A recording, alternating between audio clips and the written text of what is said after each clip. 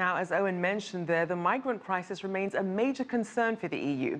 I'm joined now by Hans Hogrefe, the Director of Policy and Advocacy at Refugees International. Welcome to the show. Good evening, Rachelle.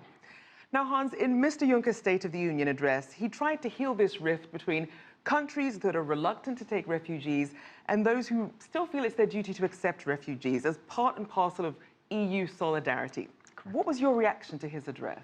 Well, we do believe that the rift that has become very apparent in the EU, particularly with the Brexit, highlights the different interpretations of international law. We do believe that, as a matter of fact, for international law, there is no such rift.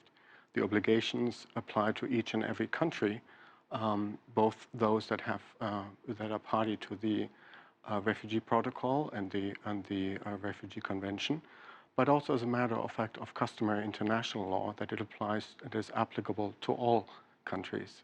So there is not a country that can opt out of refugee protection.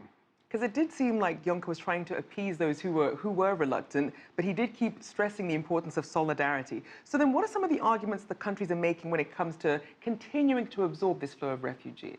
Well, most countries, particularly Germany, have taken the brunt of the current migration crisis and are the European leaders in upholding international norms, which, as a matter of fact, also apply through the European Human Rights Charter and other documents, very EU-specific documents, to all EU members.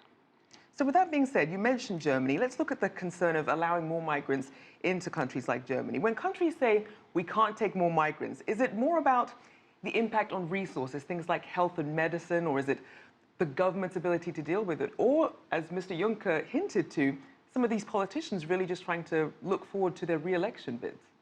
Well, there's no doubt that there's a political aspect to the discussions in the EU, and you know that some of the far-right parties benefited from these discussions.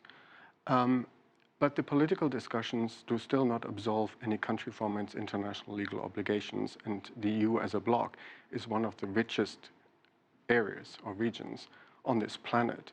So it seems rather ridiculous that out of all areas, one of the richest trading blocs, the EU, on a sudden seems to find itself unable to deal with the crisis, and individual member states find it extremely hard to accept their fair burden and responsibility that, after all, they've committed to voluntarily. Right.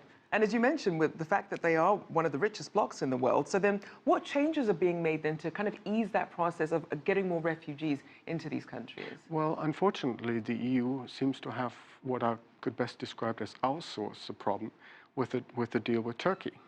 Now, we will see how long this deal actually holds up.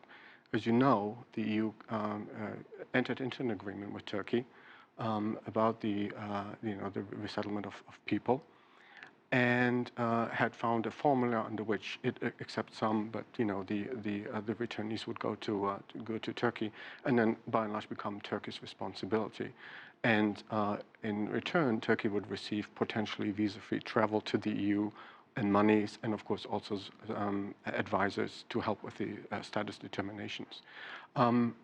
With the coup and the political aftermath, we are at Refugees International are of course extremely concerned how long this agreement will still hold. Right. If it were ever really fully implemented at all, as you see with the delayed implementation and all the problems that we even in the current state of affairs had before the coup, now we think obviously there's even more concern after the coup, right, and the human rights violations that occurred with and the tensions that occurred with now, Hans, some people are saying that the migrant crisis has pretty much become this political scapegoat for other socioeconomic issues that were already existing in these countries. What do you make of that? No, I do believe that the migration crisis certainly has highlighted tensions that existed, in the EU beforehand. As you know, Britain, for example, was exempted itself, or was given a pass on a lot of the internal distribution mechanisms of refugees or new arrivals. And it still featured prominently in the Brexit discussion. To me, the migration crisis highlights the tensions that already existed and a more national, inward-looking approach that countries have adopted, starting obviously with Hungary, for example, that Right. basically completely opted out of all of its obligations. Well, it's definitely something we'll have to watch as the Eurozone economy struggles to make its own recovery at the moment. Thank you so much for joining us, Hans Hogrefe from Refugees International. It was my pleasure, Rachelle.